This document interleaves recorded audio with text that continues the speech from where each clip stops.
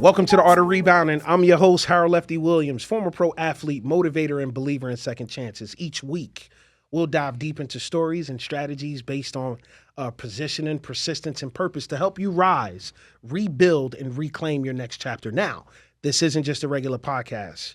Not at all. Okay, if you've been tuning in, if you've been listening, you know that, right? This is your opportunity to rise again, and this time with purpose. Today's guest, I'm super duper excited to have. Well, you guys always hear me say I'm super excited. I'm genuinely excited, and I say this all the time because I'm so grateful, and I have such gratitude for everyone who gives me their time. Time is a valuable commodity that you have that you have to hold tight to, and I appreciate that. But today's guest, I'm gonna put some respect on his name. Believe that, and if I mess up, he gonna correct me anyway. Gotcha. We have Hall of Famer, Naismith Hall of Famer. Okay, that says it all. So call somebody, right? Tell somebody they need to see this. Like, share, comment, follow. They don't want to miss this episode. Okay, Naismith Hall of Famer, the one and only.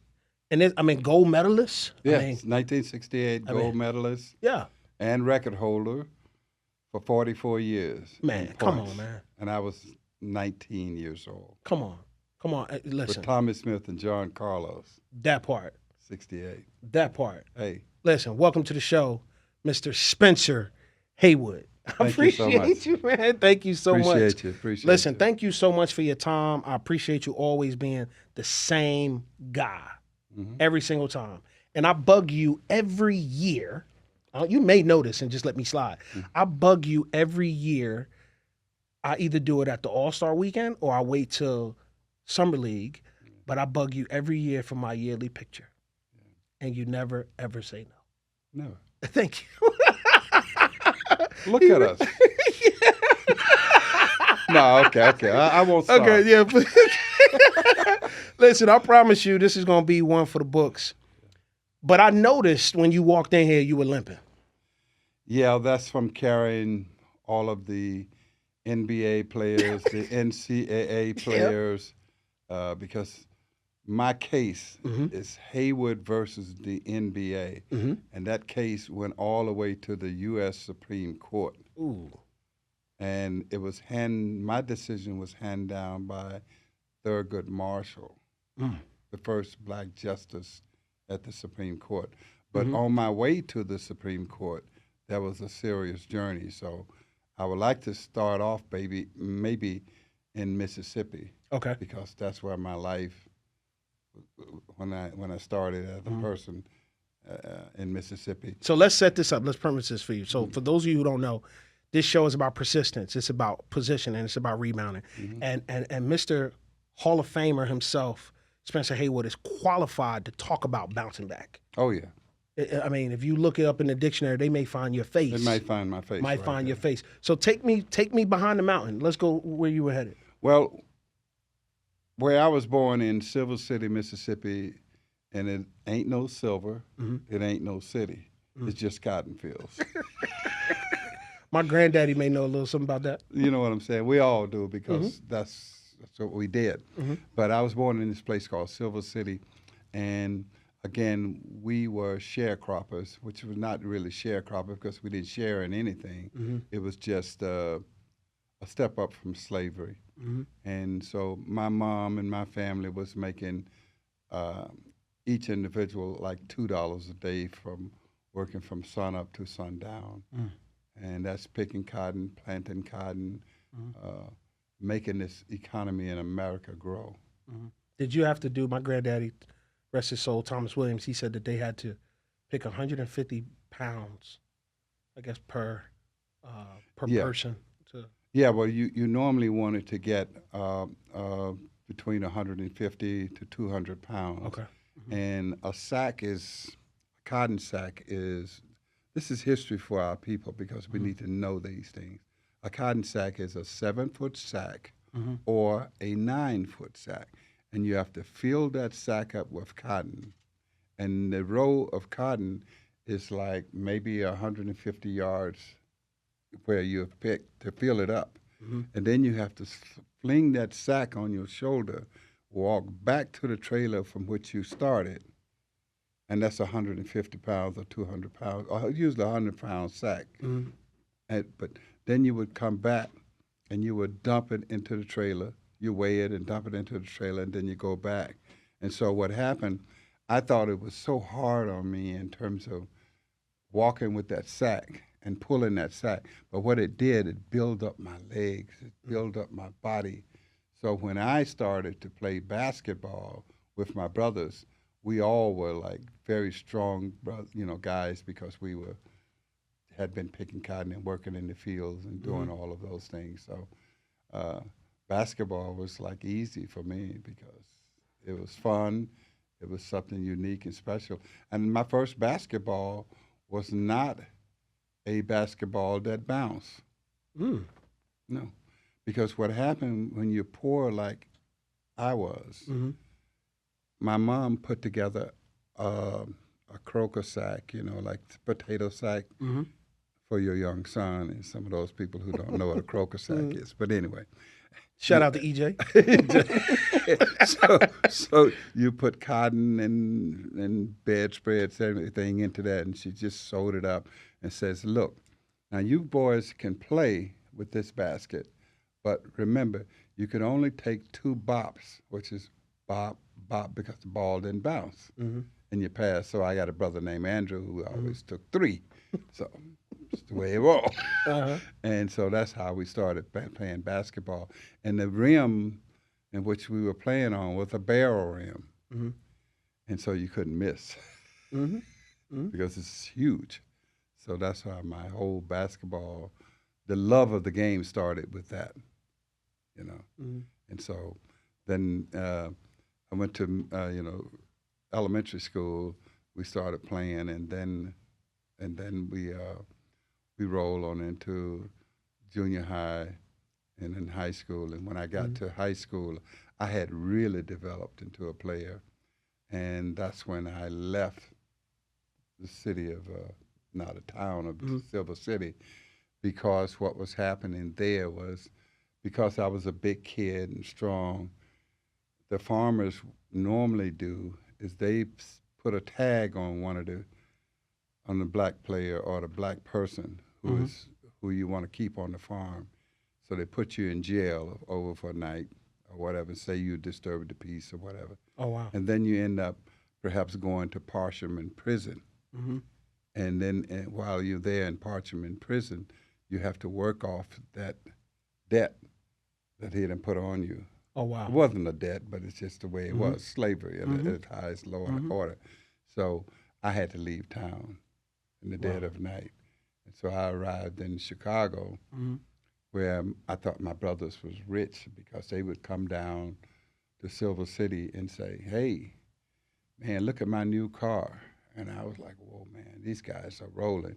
And then they would say, hey, I got a roll of cash, man. They pull out this roll of money, and it was like $1 bills wrapped with 20s, and fool's gold, Yeah, you but just I didn't didn't know. I was just, I was like fascinated. So we get to the house where I'm going to live and stay and play basketball and work. And it was like, wait a minute. It was like a brownstone with 5 floors. And I circled and said, hey, I want to stay on number 2. Oh, yeah. That's where I want to stay. Oh, yeah. And my brother said, fool, you crazy. We only got the top floor, and you're sleeping on the floor. So my whole rich idea was like fading fast. All of a sudden I said, well, what about the car? They said, that was a rental car. Oh, wow. It was a rental car. I said, well, what about the money? Oh, man, that was fool Mississippi money. I said, I was a fool? Man. Yeah. So lo and behold, we had a family get-together, and my brother came over from Bowling Green State University. He was the first one to go to college from my family of 10. And so he came over and said, you can't stay here.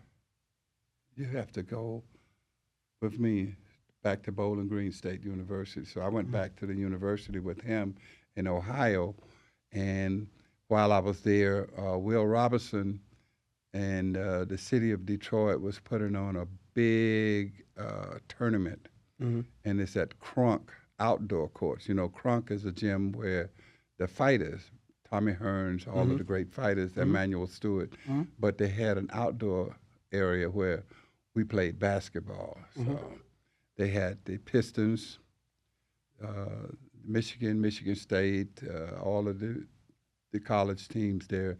Then they had all of the high school teams. And my brother registered me to play against the high school guys, and I was 15. So I went out and played against those guys, and I had like 27 points, 15 rebounds, and 4 assists. And everybody was like, he can't be this good at that young age. So my brother's, he's like my PR guy. He's like Leroy. He got up north and changed his name to Roy because he didn't want to be associated with down south. So his name, see what I'm saying? His name is Roy. I don't see him, but those of you who know, I'm always with Peter Parker. So that's who he talk about. Mr. Arkansas. Mr. Arkansas, there you go. Yeah, anyway. Yeah. So he said, well, he can play against the college guys, and he'll do pretty good. So, and everybody's like, how can he play 2 games? Where is he? What kind of athlete is this? So I played against the college guys. They had 17 points and 10 rebounds. That was Cassie Russell, Bill Buntons, all of those guys. And so Dave Bing, who was with the Pistons at the time, said, I'm going to take him on my team for this last run to see if he can play with the pros. What? The Pistons.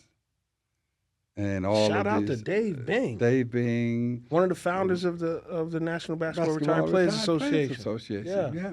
So I played with Dave on his team, and I had like 12 points and 10 rebounds. So Dave and everybody said, oh, man, you got to get with Will Robinson. And so Will Robinson was known as the best coach in the country. Okay. And he ended up being the first black coach in Division I history. Illinois State with Doug Collins. Yeah. And so he got with me, and I didn't have a place to stay, so I had to stay with him for a while. But he was living downtown with all the lawyers and judges and so on. So then I moved out with James and Ida Bell, who adopted me along with Will Robinson. Because I had to have legal papers, I had to have everything legal. So I moved in with them in the Persian High School district. And let me ask you this question.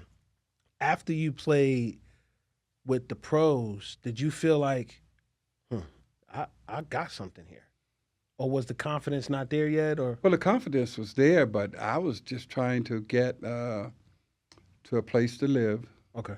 And a nice home to live in. So maybe I didn't have to be sleeping with my brother Floyd, who peed in the bed. So. Dear God. When you're kids, and my brother Andrew, he would like sleep on one side because we was 3 to a bed. I know you people today, y'all don't know. Listen, man, but I'm saying we were I got 3 5 to a sisters, bed. two brothers. Okay, then you know what I'm talking about. 3 to a bed. So we would have my side and Andrew's side and my brother Floyd in the middle. And Floyd was a bedwetter. Yeah, oh yeah. So you should have rock, paper, scissors. Who sleep with him? No, we didn't have no choice. We only had the one bed. Oh, no so choice. it's like the way it rolls. So I was just looking for a place to really cool out and feel good about myself, and so I got that place. And Will Robinson put me into this tutoring class with an English professor at high school, and my professor for awareness and upness was Dr. Wayne Dyer, who's a famous writer and everything today in the world of self-help and stuff. So we come forward to. I'm in a high school now. I'm at Persian High School. Right. So my first practice, Will Robinson brought all of the team in. He said, boys, we've been playing mule ball. We got us a god-darn horse. And we're going to ride him all the way to the state championship. And now, gentlemen, You know, we haven't won the state championship from the city of Detroit in 35 years. And wait, this is grade 9? Now it's 10th. Oh, it's 10th grade. Yeah. What? So here's the guy for us. Okay. And so I played the second half of the season because I had to get my grades from Mississippi and all of that stuff. So, and man, basketball was the world. And then we had the Motown guys, Smokey Robinson, and all of the Motown people would come and watch us play because city basketball was it back in Detroit at that time. Wow. And we had St. Cecilia, you know, we had a lot of things going on. And then we finally got to my senior year and we won the Class A state championship. And the whole city went crazy because there was this boycott for years and so on. So they kept us out of the state championship, the city of Detroit. So let me ask you this. This is not like how some of the schools do it. I know Indiana didn't used to be like that, but now it is to where when you win the state championship, Division A, Division B, this was just... It was Class A. Okay. Yeah. So this was the cream of the crop. Cream of the crop, yeah. Wow. Okay. So that was my journey. So after high school, I said, hey, I want to go and let my mother see me because she's never seen me play, you know? So I signed with the University of Tennessee. And lo and behold, when I got to campus, Big bro went there. Alan, yeah.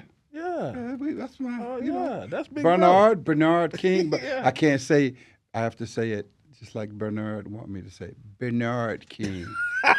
Because I say his name like this, you know, like down south. Yeah. Barnard, hey. So we hang out a lot Yeah. at the Knicks games a lot. So, but anyway, so I went there and Adolph Rupp said, well, you know, I lost to 5 blacks with Texas Western the year before. I have the rights to have the first black superstar in the Southeastern Conference. So there was this argument back and forth with, you know, where am I going to go? What am I going to do? So Will came in and said, I got a better idea. Let's go to a junior college. And it's close to Denver, close to Albuquerque. You're going to love it. It's called Trinidad State Junior College on the border of Colorado and New Mexico. I was like, oh, man. So I'm thinking, well, that's what God wanted me to do because I've been led by the Spirit all the way through. And I had no questions and I didn't question God at all, you know. So I went down there and I became the Junior College Player of the Year, #1. And the '68 Olympics came rolling around. And so at that same time, Kareem decided, well, I think I'm going to boycott because there was a black boycott that year in 1968 against the '68 Olympic team. So we had people who were playing, running, and participating in the '68 Olympics, but they were participating under protest. George Foreman, Tommy Smith, John Carlos, the 2 brothers that with the glove. Yeah. So I know him very well. My wife is good friends with his wife. there you go. Yeah. So so here the Olympic team says, well, you know, Jerry Tarkanian, who was the coach at UNLV later on, but before then he was a junior college coach. He said, I got a player, but he's only 18. That's better than Elvin Hayes, Kareem, all of them put together. Nobody know about him. And so the Olympic Committee said, bring him down for the trials. So I get to the trials. They got Pete Maravich, they got Rick Mount, Calvin Murphy. They loaded with players. Man, I was running so hard, jumping over those guys and blocking shots and doing everything. So Hank Iber and John McClendon, who was also the first black coach in professional, he had won 5 championships in the NIA. So he said, let's not let that boy get hurt. because he can lead us to a championship. Howard Cosell was like, "Hi, you crazy? You're gonna take a 18-year-old? He's gonna be 19 in a minute, but he's gonna lead this Olympic team?" Wow. And so I was like, "Yeah." Mm-hmm. So that's how I ended up on the Olympic team, because I replaced Elvin Hayes, Wes Unseld, and Kareem. Wow. Where did your strength, your true inner strength and confidence come from? At that time, it was through my Lord and Savior Jesus, Mm-hmm. Mm-hmm. because I had grew up under that banner Mm-hmm. Me too. in Mississippi, Mm-hmm. where you had, sometimes you didn't have food. Yeah. So you had to pray, Mm-hmm. and you pray and you pray and you pray. And somebody would come to the door and say, Mm-hmm. "Eunice, I got some pinto beans that I was going to throw out," because that's the protocol. You know, you Mm-hmm. can't just take the beans. And you would make her feel bad if you just didn't say I was throwing them out. So she says, "Yeah, I'll take the beans, but I tell you what, when my potato patch is finished, I'm going to make you a sweet potato pie." Wow. My first one out of the patch. Wow. So I knew that the Spirit had led me from Mississippi Mm-hmm. to Detroit, Mm-hmm. all the way to the Olympics. So I had the world of confidence. I was like, Mm-hmm. "This is nothing. I got this." And so that's where the whole idea of like, how do you believe in yourself to that Mm-hmm. degree? Mm-hmm. I believe that God had ordained me to do these things. He ordered your steps. Yeah. My granddaddy used to tell me that some years for Christmas they would get like nuts and fruit and cake, and my great grandmother would make things, and that'd be Christmas. Yeah. And they'd get around and they'd sing. My Mhm. grandfather was a quartet singer and a gospel promoter, and that was what you had. That was the Christmas. That was Christmas, yeah. Yes, and it wasn't like I got toys or anything, because we were close to the dump yard Mhm. where I lived in Mississippi. So just going backwards for a second, for my Christmas, Mhm. we would have Christmas in February, Wow. because we would wait until all of the kids threw away their toys, Mhm. put them back together, and my mother would declare that day as Christmas Day. Because on Christmas, we only had apple and maybe, we had some chicken, Mm-hmm. because we raised chickens. Mm-hmm. And, you had pork because you had a pig, but that's it. But you had foundation though. Oh, foundation. And that foundation got you Oh, my gosh. to lead that team Hmm. in the Olympics. To lead the 1968 Olympic team, they said it couldn't be done and wouldn't be done. And so we went out and we didn't lose a game. Mm. And this is in 1968, and Kareem and all of the big stars wasn't there. Mm. It was me, Charlie Scott, JoJo White. We had some serious players. Yeah, we had players, but we walked through that Olympics, man, and I remember they were putting the gold medal on my neck, Mm-hmm. and I was like just crying, because my inner baby, because I've been playing man all of these years. Right. Because I was young. I was Right. playing like a man, a play man, Yeah. So I was playing like a man, and so my inner baby started crying. I started crying because I thought 3 years ago I was picking cotton for $2 a day in Mississippi with no hope, hoping that I didn't get into parchment prison and be a slave on the plantation for the rest of my life. And now I'm this American hero with a gold medal on my neck. Man, look at God. Look at God. Let's take a second there, and this is your camera. Somebody's sitting in traffic. Somebody's sitting at home and just happened to stumble upon this on YouTube. Mm-hmm. Somebody's been waiting for this moment. They don't know how to rebound. And here's a guy from Mississippi, made it all the way to the Naismith Hall of Fame, and we're going to get there. Mm-hmm. Talk to that person right there. How can they rebound? How can they get back on their horse? Well, you're going to have a solid relationship with your higher power. Now, that higher power in this world today, it can be with the Almighty, with Jesus, Muhammad, or it just can be with your African ancestors, but you got to have a base. You got to have something that you believe in better than yourself, because I'll tell you, when I really got in trouble was when I started believing in just me.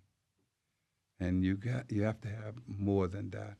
So I'm looking for you to find that inner peace, find that person or whatever it is, if it's a psychiatrist or whatever, but you need to connect with that inner spirit and pull it out, and you will be all right. But you gotta like trust in a higher power one way or the other. Or if you don't trust in it, trust in self and trust in the people that are around you, and you'll be all right. Because I'm here today just to pass on the word, because the word has been passed on to me. The spirit has been passed on to me. So this is what it's all about. We have to uplift each other in spirit and in godliness, and whatever you see it and however you see it, it's within you to make it. So this is rebounding, and I'm not talking about getting 20 and 10. But if you bounce back, it'll make you feel like you got that 20 and 10. You can always bounce back. Yeah, that part, always. It's not ever It's mindset. over. It's a mindset. It's a mindset. And you got to put in some work now. Yeah. It's not like it's gonna like poof. Yeah. It's gonna be all right. Sometimes it feels like tomorrow never comes, but one thing that we do know is that tomorrow always Gone. It always comes. Yeah. The rain, it can't rain always. Yeah. You know what I mean? Fast forward this to you win the right to play. Some people don't know this story. You have to they talk to us about the agreement that they had for you when they figured out how they would fix this thing for you. Did they call it there was a need, like a financial need? What did they call it? What happened was. You know what I'm saying? Yeah, I know what you're getting ready. You go into the case. Right. Mm-hmm. Before the case, I was at the University of Detroit, mm-hmm. and Kareem was the MVP that year mm-hmm. in college. I was the outstanding college player of the year. Pete Maravich, Calvin Murphy, and Rick mm-hmm. Mount. That's rounded out our first team, mm-hmm. All-American team. So that year, the NBA draft came up. Mm-hmm. The ABA was a fledgling new franchise, mm-hmm. new organization. They wanted to get Kareem. Kareem decided, no, I'm not going over there. Mm-hmm. I'm going to the NBA. So he went with Milwaukee. The Milwaukee Bucks. Mm-hmm. And so they knew that I had came to my school, to the University of Detroit, and I made it public that my mother was in Mississippi, still picking cotton for $2 a day. My family was still there. And yet all of my games were on TV, mm-hmm. NBC. The school was raking in money. The Olympics raked in money off of me. Mm-hmm. But yet my family was starving. Mm-hmm. So I decided, well, I think I'm going to leave college. And everybody, the NC2A says, you can't leave because this is our bedrock principle. You right. can't leave college. You crazy? You got to stay for 4 years. We have you. Mm-hmm. And so the ABA, led by Hannah Storm's father, mm-hmm. Mike Storm, mm-hmm. who was the public relation person and also helping to build the ABA, they said, we're going to take Haywood out of college and give him a chance to play in the ABA, providing if he can get 7 points, 5 rebounds, that kind of thing. This gamut would work, and then we would go after Julius Erving, mm-hmm. all of the other players mm-hmm. who came right after. Which they did. I think LaRue, they went after LaRue Martin too, didn't they? No, they didn't. No, LaRue He was wasn't? later. He was after that, okay. Yeah. I thought he was happened to be in the same draft as Dr. J, right? Yeah, but okay. Doc didn't do a draft. He came in right after I went to the ABA, and the mm-hmm. ABA says, well, if he could do this, we'll have a gamut to get all of the players before the NBA could draft them. Got you. So that year, I was the Rookie of the Year, MVP of the league, MVP of the All-Star game, and I averaged 30 points and 20 rebounds, 19.5. Whoa. The first time in the history of sports, other than Wilt Chamberlain, had did it before me. That's the only two in the history of the game. And they thought you whoever were did just it. going to get some 7 points, huh? Yeah, I know. What? They don't know. They don't know the power of God. Yeah. Please, come on. Come on, man. Please. As Peter would say, don't patronize me. So I'm trusting my team, thinking that these guys will be all right because I've done all of these great things. They gave me a fraudulent contract. So Sam Schulmer said, who owned the Seattle Supersonics, said, and Jerry Colangelo, who owned the Phoenix Suns, Jerry came into the ABA and said, I'm taking Connie Hawkins from y'all. So he took Connie Hawkins over to the NBA to the Phoenix Suns. And so those were the two expansion teams, Phoenix and Seattle. So Seattle says, well, Haywood was the MVP over there. We're going to go get him now. But we got a problem. There's a 4-year rule that exists in the NBA. So what are we going to do? And I said, we need to fight for this because there's a lot of players that are like just stranded out on the street because they can't finish up 4 years of college. And then there was discrimination that was going on at that time against black players that you can't go to this college, you can't go to this one, you can't go here, you can't go there. So what do? With all of that talent, you got to sit outside and work. And so they went to get a job, started a family, so their career just vanished. Wow. And so Sam said, let's fight. And so I filed suit against the NBA to say, hey, I want to play basketball right now. And the NBA filed suit against me to stop me. Oh, wow. And that was a 10-game injunction, a 10-day or 10-game injunction. And I had to sit home and just wait for the injunction to pass over. And then I got a 10-game injunction to play.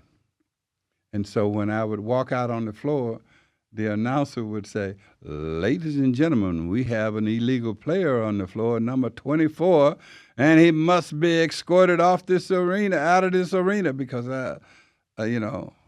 they had reversed and got an injunction against me. So they would throw me out of the arena. And wow. So in Cincinnati, I got thrown out into the snow, and I had to stay out there with my uniform on, freezing my tail off, just really sickness. Oh, it's a battle, brother. This is not like, these brothers don't even know what I went through, have no idea. And then I get a chance to play against the Chicago Bulls, the great Michael Jordan Chicago Bulls. So the next thing I know, I got up the next morning after playing against the Bulls. Chet Walker claimed he had hurt his ankle, and the Bulls had sued me for $600,000. Now, mind you, contracts back then was like, a major contract was like 150. Right. So I was being sued because that math don't add up, huh? I know, but the owners had players behaving badly against me because they had told the older players, the Dave Bings, the Oscars, and all of them, that if this guy wins this case, he's gonna bring in a bunch of young guys like Julius Erving and all the rest of those guys, and they're gonna push you right out of the league. Wow. We only got 16 teams. Wow. Where are you gonna go? Right. Not thinking that if I won that case, which I did, that the teams will expand from the 16 or 17 teams to 30 teams. Right, it would expand. And everybody would have a chance. Right. And the value would go up. But I caught hell, man. This was a whole year of a battle. Wow. And then finally, I went from the lower courts to the state, the federal, and into the Supreme Court. And finally, I had only played 30 games. I only played 21 games, I think, at that time before of the 82 games, because the rest of it I was in court, battling and crying and battling and praying and, man, playing ball. Lenny Wilkins. Oh, yeah. Lenny Wilkins was there for me. Rod Thorne was there as the I was going to associate ask coach. you who was there for you during it. I was going to ask you. Lenny Wilkins was the player coach for Seattle. He played and coached. Rod Thorne was the assistant coach. He played and coached. Oh, wow. And Tom Masheri was the associate coach. He played and coached. So we had nobody in a suit. Oh, wow. Everybody was in uniform. Wow. Yeah. So let's shift gears here. So you win that case. You get that opportunity. Let's switch gears just a little bit. I want to talk Hollywood for a second. Okay. Is that all right? Okay, please. I don't even know if you know where I'm going. Go with it. Okay, cool. Thank you. No shame in my game. Okay, hey, I'm just saying. Okay, cool. I want to talk Winning Time. Winning Time. Was, the movie Winning Time. Yes, was the show, was that based on was that the real deal? In my case. As pertained to your character. In terms of my character in the movie, and the character that Wood Harris just tore it up. He did a phenomenal job. It was off the chain. My character was true to form. Wow. And there was other characters in Winning Time that I thought was embellished a bit, but it's Hollywood. It's Hollywood. And I had told them about some of the other stuff that when they were writing the script, they just give me a courtesy and say, Spence, I want to because we're going edgy with you, and I want to make sure this is okay. Right. Even though we're not going to change anything, but but that's Rodney Burns who wrote. I mean, you know how it is. Once, but it was like I said, let's do it authentically on my character. So that's when they really went authentic with my character. Right. And I had a major problem at that particular year because I got to Los Angeles with the Lakers, and I brought my family, my wife, Iman, and everybody out. And I fell into, the Hollywood scene with a lot of actors, singers, comedians, and all of that. I was in it's L.A. I was in that group, but it was something that came on the scene at that time. Right. It was cocaine. They had been around, but this time it was cocaine, but it was in a free-base form, which means that you put it in a glass and you wash all of the impurities out of it. So that's like the psychological shit. Right. But you wash all of that out, and it comes into a rock form, and you smoke it in a pipe. So one big party night, I sat there and I said, what the heck? I've been just serious in my career, my basketball. I'll try this. So not knowing the effects of it. Right. And when I hit that pipe, it was like God and the devil was like dancing right in the front of my eyes. My eyes rolled back into my head, and I've been in therapy now, and I've been clean for 42 years. But I say that was like the drama that I've never experienced.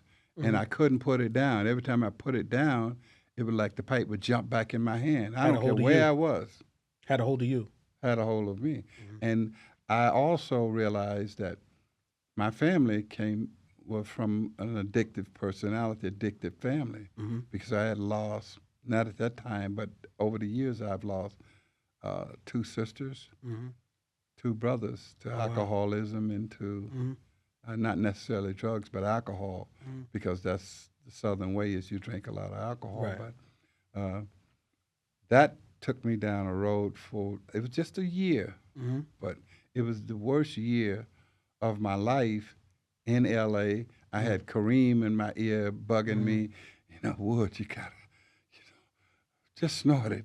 Don't smoke it. Yeah. People trying to figure out ways to help you. And then we would go into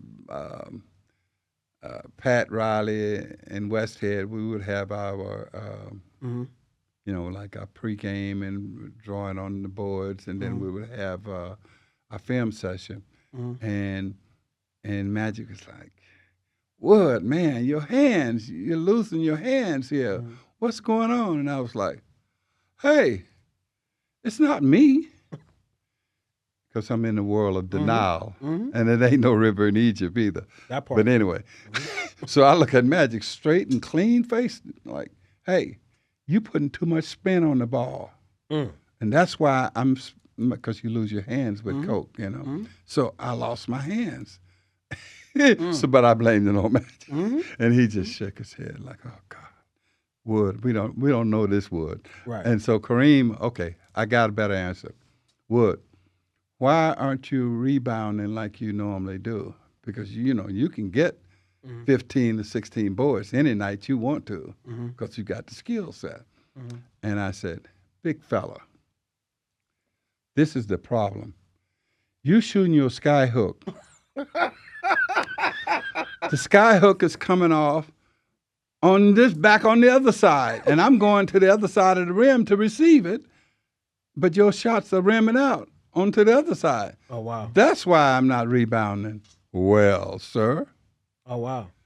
So Kareem was like, "She's so Pete.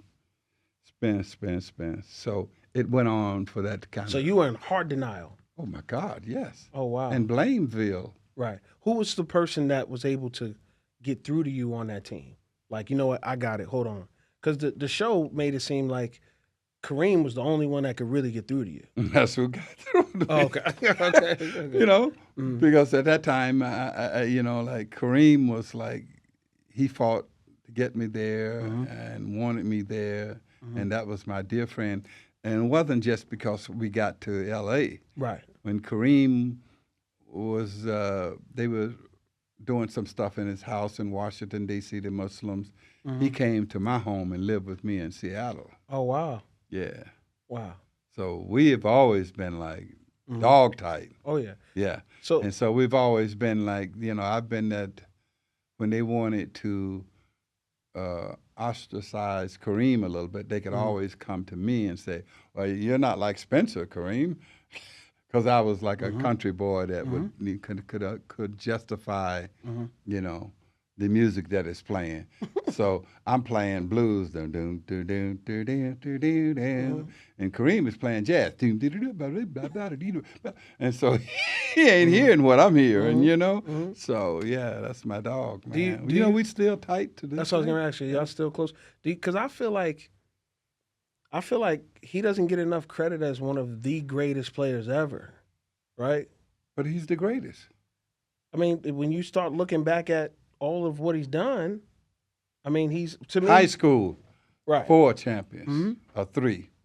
College, 3 champions. We're just talking champions. We're not talking about what he did, what he was doing number-wise, and in the pros. And how many games did he lose in college? 2. Something like that? The one that Elvin Hayes? No, I shouldn't.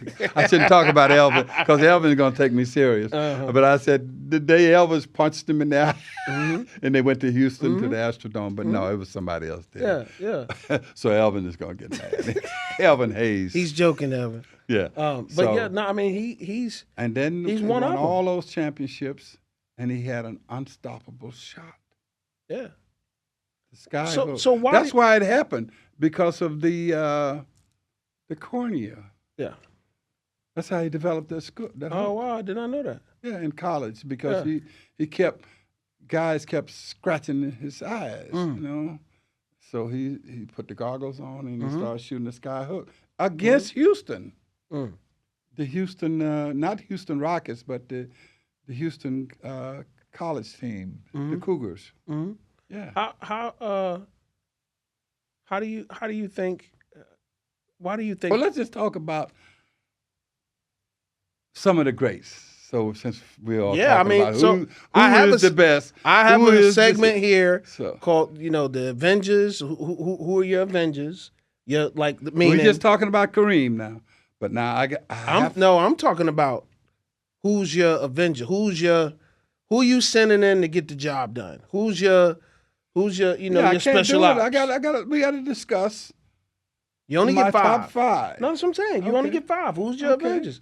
And they don't have to be different positions either. This is your 5. I'm going to tell you who they are. Well, I want to know because this is interesting.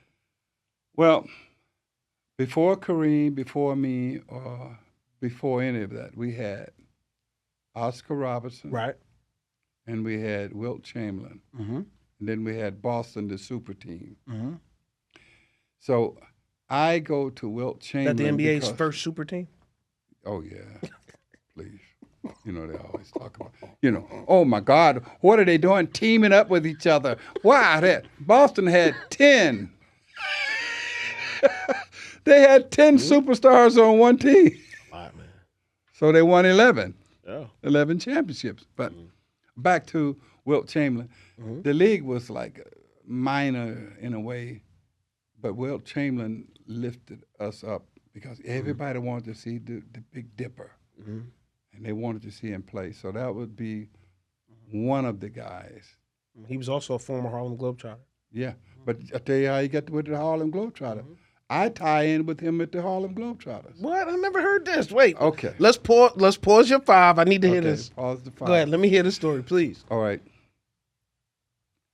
How Wilt Chamberlain went to the Globetrotters was that he did not want to challenge the NBA in his 4-year rule.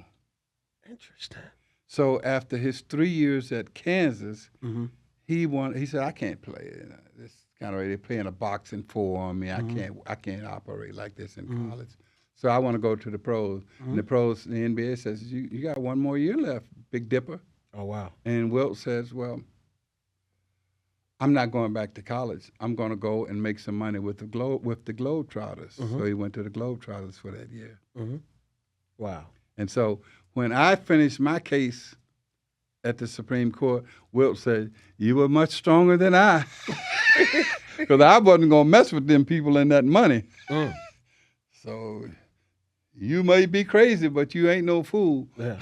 Oh, yeah. So that's how Wilt and I got. Charles Tex Harrison, God rest his soul, Globetrotter legend, so he used to room with Wilt. Mm-hmm. And he said that he was super duper shy. Was that true? Yeah. Okay. All those guys over 7-footers. He said he was shy. They are like kind of, because you're being picked on. Yeah. Like that. He said, I used to get his girl. Yeah. He said he was shy. He said he was Yeah, shy. he was shy. Okay. Kareem was another shy person. Really? Yeah. Interesting. Yeah. Let's come back to your 5. Back to the 5. Back to your 5. So Wilt for saving the NBA and bringing it to the level that we have today. Mm-hmm. Kareem, because in my opinion, he is the best. I'm just saying overall. Mm-hmm. But then you have Michael Jordan, who created this whole world of like what we have been looking for as a player, because you can't put it on a big guy because they would move the lanes. You remember they moved they shut. Because Wilt would just take off from the free throw line, behind the free throw line, and dunk it. That was a free throw back in the day. Jeez. And so they said, no. You're changing the rule. You got to stand behind this line. Oh, wow. So that's why we have the free throw as such. And the same thing with Kareem. When we were in college together, we couldn't dunk. The dunk was ruled out. Because of him. Kareem. And me, of course, because I would tear that sucker out of the pocket. But, so that was that case. But those guys, you couldn't. So you had Jordan coming in from a forward standpoint, but he was following. My kind of GOAT was Julius Erving. Jordan came in playing his game. Shaq pays a lot of homage to Dr. J. I'm just saying. Since we're talking history here. Yeah. So he's another guy who's always pleasant when I see him. Shout out to Dr. J. Always pleasant when I see him. Always. That's my friend. So I can't give it to Doc, but I give it to Jordan because he took it international. He took it into international, took it into the gym shoes and all of that stuff. And the same thing that happened with LeBron James. He's that guy. And then I like what Kobe Bryant did for the league. That's my GOAT. So Kobe, So let's go MJ, over my GOATs. and Kobe's like, one. Well, let's just one go. A, Let's just go over my one- top yeah, five. Okay, come on. Go on, okay. Okay. So Kareem, Kareem. Michael, Jordan. Is this the order or is this? I'm just throwing them out there. Okay, because I got to put you on the hot seat. I want to know Put your me on order. the hot seat. What's your? No, I want you to categorize it. What's your order? Okay. Come on now, stand on business. Kareem is number 1. Okay, Kareem. Michael Jordan is number 2. Okay. LeBron is number 3. Kobe is number 4. And I have to bring back Wilt Chamberlain because he saved the league Save the league. and brought the league into prominence. Nobody talks about that. I know. They don't We know talk- history, we- man. Come on. We talk Larry and Bird, which is just right. You're supposed to. I understand. Larry was Yeah. mm, Yeah, you're supposed perfect. to. And then Mike took it international. And then, but no one ever says that The Big Dipper. saved the league. I've never. He had 100 points. Yeah. But he don't get credit. The young boys don't give him credit for that. No, because they don't even know what I did for them. Well, that's true. When we came in Yeah. from the outside to sit down here, you said, "Oh man, you're walking. Your back is hurting." Yeah, your back because hurt. I've been carrying Yeah. these players. They don't even know that I had to fight all the way to the Supreme Court so they could be in the league. And the people that fought against them, they said, "Oh, they're the greatest people ever." Wow. Because I sued the NBA. I didn't sue the Players Association. Right. I sued to get them into the league. Right. So, hey, man, That's history. huge. You got to know your history. You better know your history. Otherwise, you're lost. You're Right. just like you were running into, like right now, the gaming, the gambling, and all of the other stuff that are just out here. Well, let's talk about that. How do you feel about that? I feel horrible about it. I feel so sick to my stomach that I made this serious sacrifice in my life because my life was threatened and everything Wow. for them to have this opportunity. And Oscar Robertson fought with the union to get the union. Oh, my God, him, Wilt Chamberlain, Jerry West, all those guys fought hard, man. In 64, they had to boycott the All-Star game in 64 until the owner said, "Okay, we'll give you a union, damn it." Oh, wow. And then that's when they went out and played. But in the meantime, they were sitting in the locker room waiting, can we have a union? And the players don't know. They always get angry when you start talking about history. It's like, how do you survive in a world of historical preference and you don't know the history? I feel like our goal in life is to leave the game in a better place than where we found it. You know, But if you don't know where you it gotta know. was, that's what I'm getting to. So when I was a Globetrotter, the one thing you're going to know and this is no, the 100 Globetrotters, y'all have your history. You got to know your history. You got it. You can't do your history there. Yeah, you're gonna know by the time you leave training camp, you're gonna know your history. You know the history you there. know the history. You know what contributions that the Globetrotters made because before the NBA would allow blacks to play, it was the Globetrotters. The So let me Wrens. ask you this: should the Globetrotters be an expansion team? Nobody talks about it. God, I never thought of it like that. Should the Globetrotters But have an what expansion city team? would they be in? I don't know. Las Vegas. We're here in Las Vegas. Well, you guys are getting a team soon. Yeah, I know. Believe that. Yeah, I do know that. And I don't believe it'll be the Globetrotters. And we're getting a team in Seattle too, Yeah, absolutely. where all of my stuff is. Yeah, rightfully so. Come on, man. Come, but I think That should be the international team, the first international team. yes. Because we're moving into Africa, we're moving into Europe Yeah. in terms of NBA Europe and NBA Africa. Yeah. They're going to have a Globetrotter. Yeah. I mean, I started a team, shout out to Ray Morris. I started a team called the Harlem Dreams. What I wanted to bring to this table was community. So I partnered with all the civic service groups. Yeah. Everything was community and service, and what can I leave back into the community by way of, hey, what did we do at the door?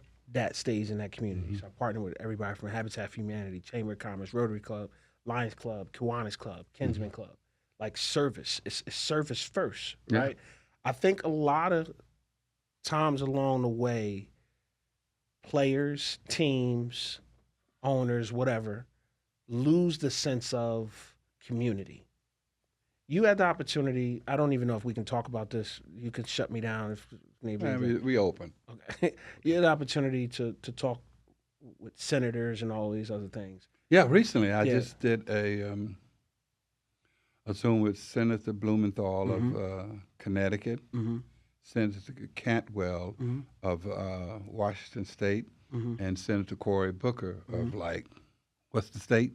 Oh, you talking about New Jersey? Oh, okay. Come on, man. You know where I'm from. Shout out to I the 201. I had to go 201. You You know that. You know. But anyway, we had a Zoom this week, and we were trying to address the situation that is coming up right now before the Congress on the NIL. Yeah. And so we were just discussing that. And since my case is the start of NIL and all, and as far as hardship players go, let me tell you what they did to me. When I won my case, Thurgood Marshall said, "Son, you better get your trademark. You better make sure your name is on this ruling." And I was like, I just want to play basketball, sir. Oh, wow. So they named it first the hardship rule. Then they call it early entry. Then they call it one and done.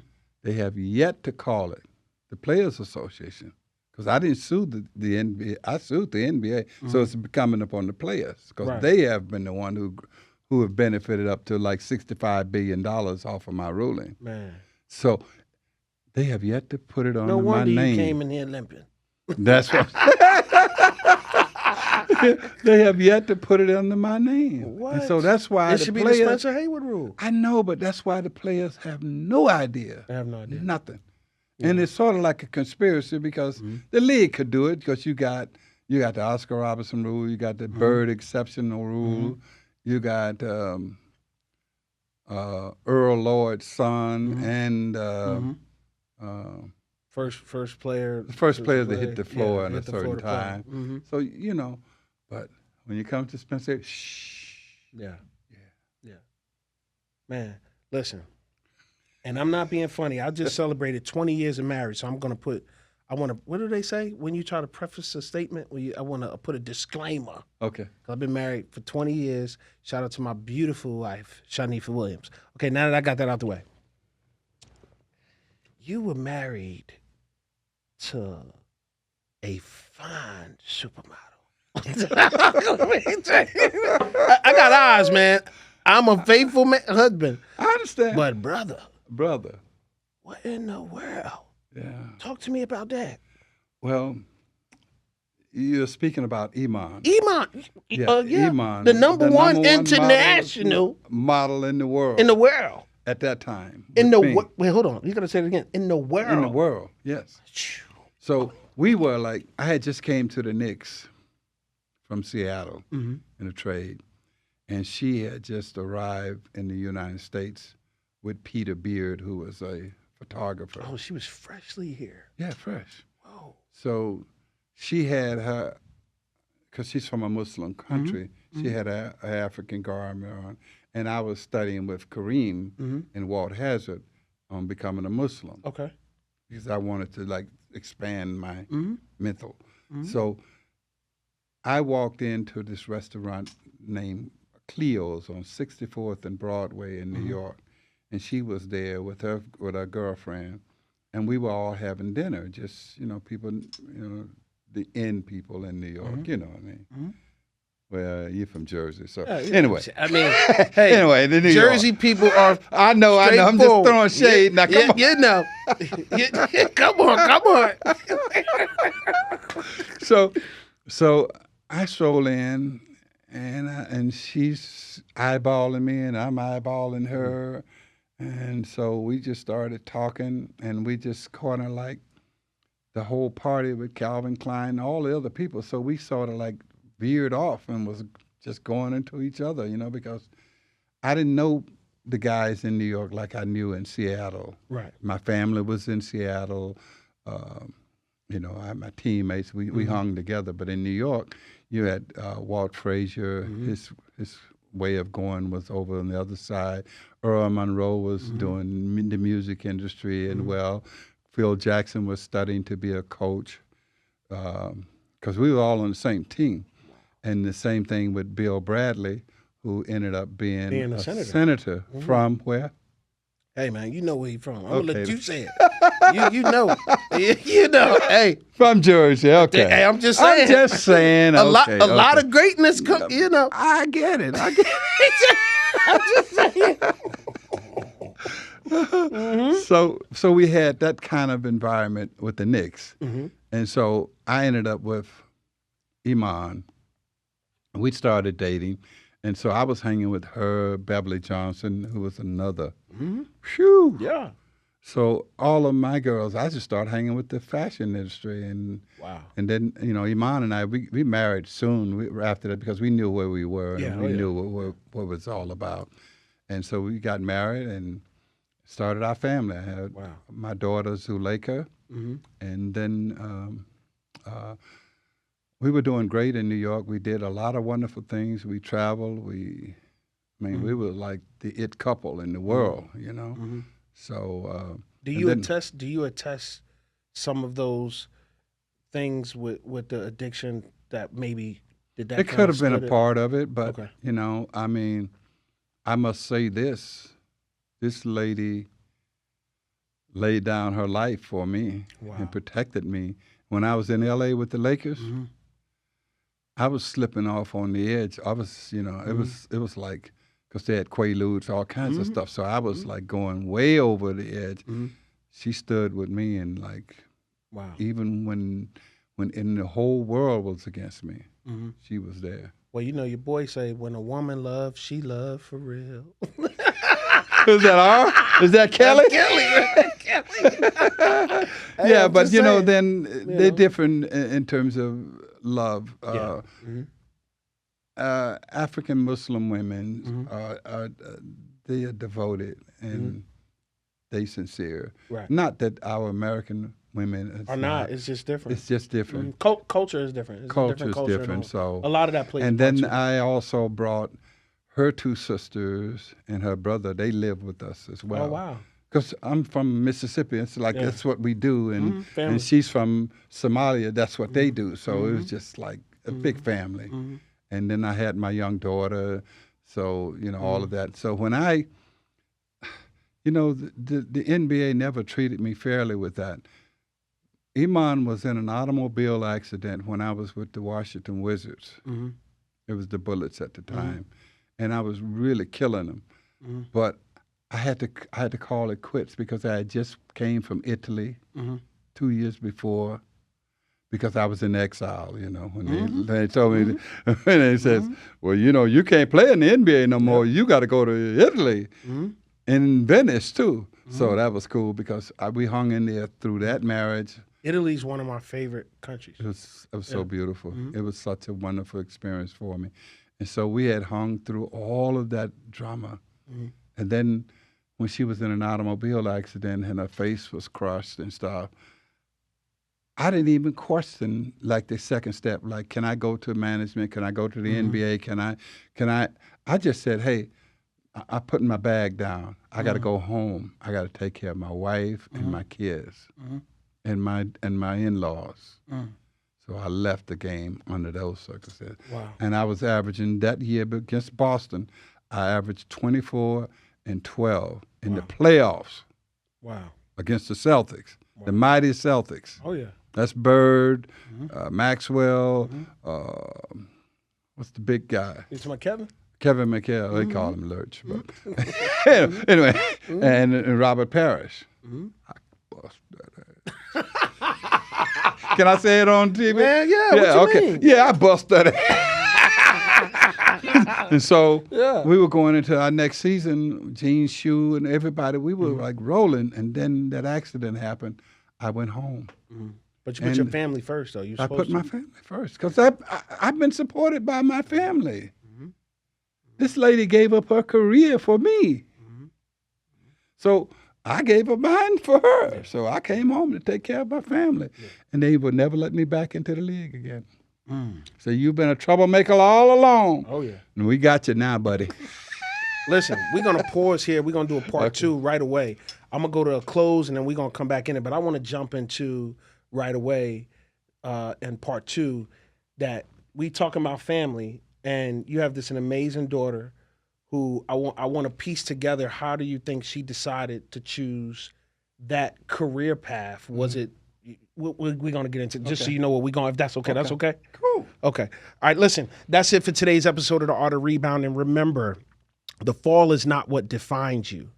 Okay, it's not what defines you. It's how you recover. That's what makes you. Okay. I promise you, bouncing back isn't easy, but if you trust yourself and if you keep speaking positive affirmations to yourself, you can do it. Now, I can't promise that you're going to be a Naismith Hall of Famer like this guy over here. But what I can promise you is that if you make your way towards your goals, towards your purpose, those things that you can't even yet see, it's already making its way back towards you. Just keep showing up, keep pushing with focus, because your breakthrough, your rebound, it's not just coming, it's already in motion. Follow me on social media on all platforms at The Art of Rebound. And if you want to follow me personally, you can go ahead over to Lefty Williams 42. And if you want to follow Spencer Haywood, you can go to Spencer Haywood 24 on Instagram, all of the platforms. So just Spencer Haywood 24. Spencer Haywood. Chime in. I give some encouraging words out as well, but I do go raw like we've been doing today. No, this is important. This is what we need. I'm tired of regular. No more playing around. Yeah, no more playing around. Listen, like, share, comment. Share it with 5 people. Like, share, comment. 5 people. That's it. And then make sure that you subscribe to the YouTube channel. Listen, until next time, always remember, dare to dream.